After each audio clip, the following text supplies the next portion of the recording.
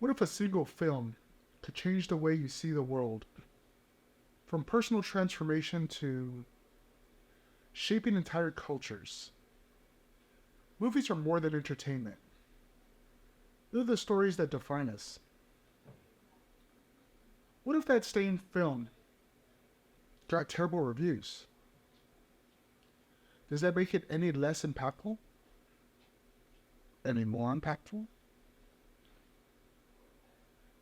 Today, we'll explore whether film critiques matter as much as cultural impact.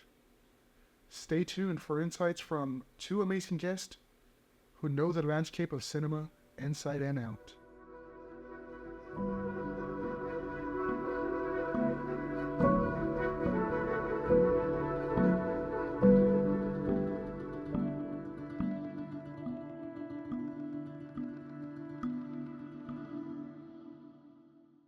Welcome to Storycraft Unlimited, where storytelling meets deep journalism, where we strive to unfold the untold and challenge the status quo. I'm your host, Albert Preciado, and in this episode, we'll dive into two important topics from one important genre, film. First topic is film critique versus film impact. Are they the same? Does one correlate with the other? If a film critic says a movie's terrible, does that mean it doesn't impact the world? Which one carries more weight? It seems obvious, doesn't it? Second topic we have is the future of film. In the age of TikTok with 20-second reels and giants like Disney and Marvel, as well as a new platform like streaming services, what does that mean for the content that we're now getting? What does it mean for film festivals? What does it mean for originality? How are filmmakers doing with this new change? We've come a long way. We've seen films like, let's start by thinking about film criticism. For decades, critics shaped how we see movies, guiding us towards what's worth watching. Is it the cinematography? Is it the soundtrack? Is it the screenplay? Is it the acting? Maybe all of the above? But in an age where anyone can voice their opinion now, not just film critics, we must ask, is traditional film criticism still relevant? We've seen films like The Room that got almost no notoriety become cult classics, even after being panned by critics. And we still have people who remember Jim Carrey in Ace Ventura. We have cult classics such as The Boondock Saints that never even made it to the theaters, but have such a strong impact on a certain part of our culture. There's even culturally specific movies that are pretty terrible, but get a group of individuals together just to partake in what they got from that film. For instance, Blood In, Blood Out. Terrible movie, but I still watch it every time. Really good feeling when I do. So how do we measure a film's impact? Is it about box office numbers? Clearly not. Is it the audience engagement? Possibly. Or the conversation that the film sparks within society. Today we'll explore these questions and more as we consider how the rise of platforms like TikTok and the dominance and franchise like Marvel are changing the film landscape as well. We now have a conundrum of originality. Is originality still there? Now that we have these streaming services, are we being pipelined to mainstream media? Do we have real filmmakers? Are we just stuck in a land full of sequels? Because it's easier for streaming platforms to feed us those or produce those. Entire universes are being built with easy plot twists or easy plot lines, like Marvel. And does the audience have the attention capacity that they once had with social media platforms such as TikTok, where video content is anywhere from 10 to 20 seconds? What does that mean for the filmmaker? Do we have to get the point out there quickly? Do we have to make them feel or resonate that much faster? These are all great questions. Let's hope we can get those answered. I have two guests. One that works behind the scenes and does partake in film festivals. As a matter of fact, he partakes in the Hispanic Film Festival in San Antonio, Texas. And another who sits right in the audience seat, watching films of all genres, who started watching films with her first job working in a movie theater, and continues to watch films. I'm curious to see what they think about what film critics impact have on how a film impacts society. You know, which one weighs more? Also, what are their thoughts on TikTok, Marvel, Prime Video, Netflix? What does this mean for the landscape of the film industry, of the film, of the filmmaker, or the audience for that matter? Let's dive in with our guests.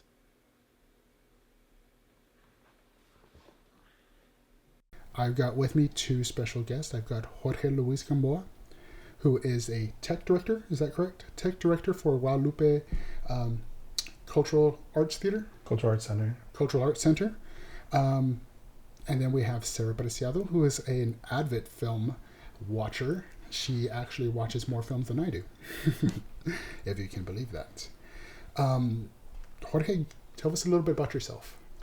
Yes, I've been in production of all kinds for the last 20 years, over 20 years, and in every part of the spectrum, from sound, lights, to videos, to content creation, to direction, to technical direction, and I've run the gamut, freelance and professional. Okay, great deal. So the reason why I'm bringing you onto this podcast is because I hear you've actually been part of the Cine Festival that we do in San Antonio, Texas, almost annually, if I'm not mistaken. Yeah, it was this last one was the 42nd Cine Festival. It is the longest running Latino film festival in the country. I've been involved for the last 3 years or so, and I'm the technical director for that, which means I get to watch a lot of films. And Sarah, tell me a little bit about yourself. Tell me what kind of movies you like to watch. What's your niche? What do you like to do? So I like any kind of movies, anything from musicals, romance, comedy. But right now, just because of the fall season, I'm kind of into the horror movies. Horror movies. Any particular horror movies you like that you want to watch here pretty soon? Yes, my guilty pleasure would be Trick or Treat. About right. Let's move on to the next topic, which is going to be, if you're ready for this, film critique versus film impact. Right? Are they the same? Right? The way somebody critiques a video, is that necessarily equal the impact that we're going to be seeing from the film? You know,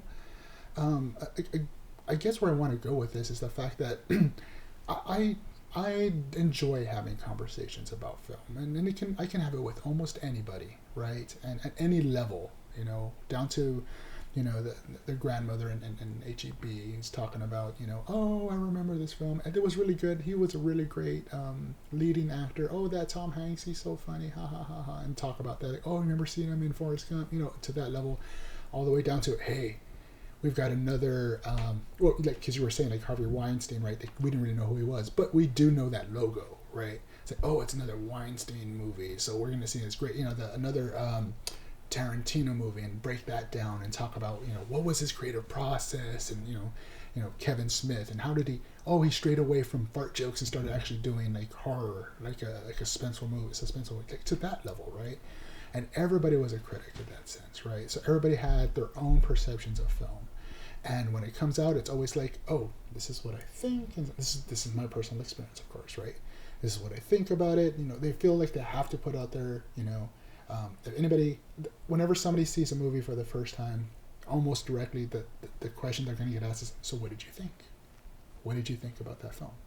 And at that point, put on that film critique hat and start saying these things, right? But is that really equal to what the actual film does and the impact it has on, its audience, on society, on the world itself, decades later? A good example would be, I think I mentioned Boondock Saints. Boondock Saints never made it to theaters, but it became a cult classic fairly quickly. Like, people just started like, oh wow, that's a great movie. Another good one's Equilibrium with Christian Bale, and some people would say that that's what got him the role as Bruce Wayne in the Batman series, because of the fact that he was so serious and so able to, he basically was Batman in Equilibrium. It was great, good stuff. What are your thoughts on that? Just a general overall thought. It's an interesting topic for you guys. Have you guys noticed that before? People putting on the different hats, film critique. Do you guys ever come across that? I think one of the most infamous for me was Roger Ebert and Siskel giving a thumbs down to Ace Ventura and calling it like, it's never gonna fly, nobody's gonna like it, it's too vulgar, it's too whatever. Yeah. And they were the gold standard of critiques. They were. They knew everything about the movie. They could say about what they didn't like about it, whatnot, but there's no way they could have predicted how much of an impact that character had in the world, and how many people still repeat those lines and stuff. So it always, I do believe there's value to critiques, because even in my experience with the film festival, it's like sometimes that's what you need as a filmmaker, is critiques. And they can be a good predictor of impact, but it's really tough to really know what's going to be impactful just by watching it, because that's what cult classics are. Right. Yeah, I agree. Sarah, what do you think? Do you think film criticism is as important today as it once was? How do film critique differ from the actual impact? I don't think it's as important as it was. Like, before, movies would come out and you would look for like the tomatoes, the stars, whatever it was going to be, to see what the critics were saying about the movie. What was going to be one of those that you wanted to go see the first night or ahead of time or not. And now it's more, I guess I'm not crazy about the word, but like an influencer. You want somebody that actually enjoys to go to the films, and they're because they're going to give you their view of it. Like, and they're looking at all the different scenarios, like the content, the plot, the characters. They're looking at the whole thing, and then they'll let you know how it was based on that. No, I agree. Yeah, definitely what you feel. For me, it's if I can watch the film again and get the same feeling, like 5 years from now, like, man, I want to watch The Fifth Element again, because I remember how I felt when I watched it, and it still makes me laugh, and it's still like I still get excited, and that for me is like that's a standard for me to like, oh wow, yeah, it made an impact. So I guess I would say then, it seems like film critiques are more for the filmmakers themselves, because I like, there's value to the filmmaker, but maybe not as much as an audience. Right. That would make sense. That does make sense. Well, thanks, guys. I definitely appreciate that topic, and I'm going to move over to topic 3 now. So this one, it's a good segue, I think, because we're talking about how film critiques have changed. So we're living in the world of TikTok, of Instagram, of all these short content, right? And at the same time, we're also living in a world of streaming services. Netflix is a freaking giant.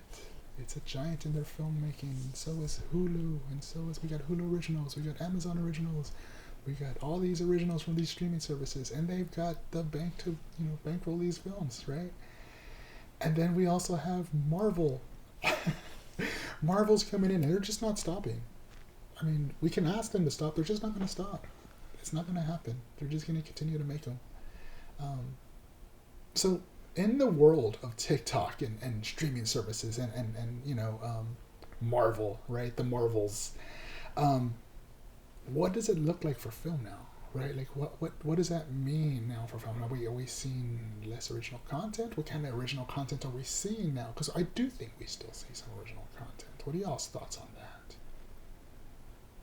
Well, as someone that just likes to watch movies in general, I know that the things that come out in theaters, I'm not as excited as I was before. Mm-hmm. It really has to catch my attention in the trailer. That's really gonna make it or break it now. Mm-hmm. And if it doesn't, then it's going to be something that I'm going to wait till it comes out where I can watch it at home. But when you have these streaming services showing me the trailer, like those, I will make it a point, like, okay, this is going to come out. We're going to make it a date night or a family night. And Mm-hmm. I'm going to sit down and watch that like with the whole cinematic, like I'm going to make sure I have my popcorn and everything. Right. Like if I was in the theater. So Right. I definitely think the streaming services up to their game. Mm-hmm. And Marvel and the other things coming out in the theater are just not what they were. Yeah, agreed. Well, what are your thoughts, Jorge? It feels like the whole landscape's changed. Mm-hmm. And I think it comes from like the technological ability for more people to be able to make their own films. Mm-hmm. And that's really who's providing Hulu and Netflix and Mhm. everyone with their content. Right. Is like people who have their own equipment and stuff like that. Sure, you have originals, Netflix or Hulu originals and things like Mhm. that. But then you just have the movies that are just bought up by them because it's some independent film or some company or some group that is cranking out films and stuff like that. So I think there's a lot more opportunity for it. And you're seeing it from TikTok as well. Like people are moving back and forth or using TikTok as a way to promote things. Right. So it just kind of really changed the landscape. Thanks for sharing that. I really appreciate that. So, so how do you see Hispanic cinema, specifically Hispanic cinema, evolving in the future with the rise of global streaming platforms? It's definitely a voice that's not heard as often. And one of the things that I see and hear being in the film festival is that, and getting some insider insight, is that those stories want to be told and those stories want to be heard and there's an audience for it. Though crafting an authentic story that's watchable, crafting an authentic film or content that's actually going to have the impact as a larger film, we're just not seeing as many voices. Gotcha. Yeah. And they are out there, and certain things are getting picked up, and sometimes it's almost inevitable that you see like a Latino version or you see some kind of like Latino take on things, Mm-hmm. but it's slow coming. Right, and I do agree with that. There's a lot of stories out there that can be told, right? And I agree. I think we're going through different cultures, and I think it's a product of the '90s of being all inclusive. We're starting to see more of that, but it's more like the Hispanic side is slowly building and building and building. I can definitely see that we have a presence, and by we, because I am Hispanic. We have a presence in film, and we have a presence in this world. We have a presence in the United States, so we definitely have the audience for that. So I do agree.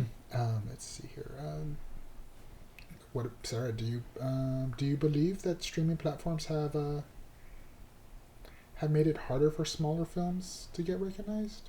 I don't think it's made it harder. I just don't think we see a lot of cultural films yet.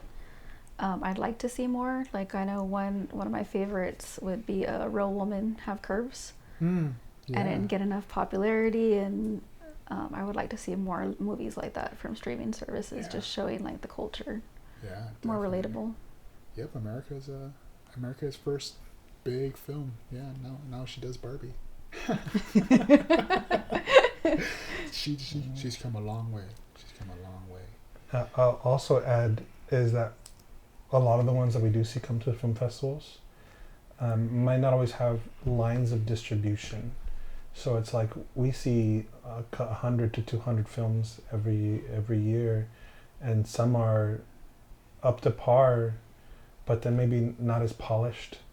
And then even the ones that are really great, they might have like a release, but a release on YouTube or a release on Hulu or Netflix doesn't mean that that's top 10 on your feed when you turn on Netflix. Right.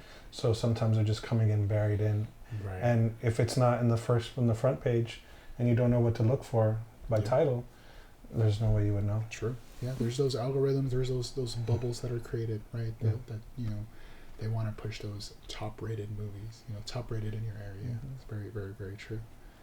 Well, guys, I want to thank y'all so much for your insights and everything that we've discussed today. And definitely with the controversy between the artist and the art itself, I think we've got a pretty good idea as to the art.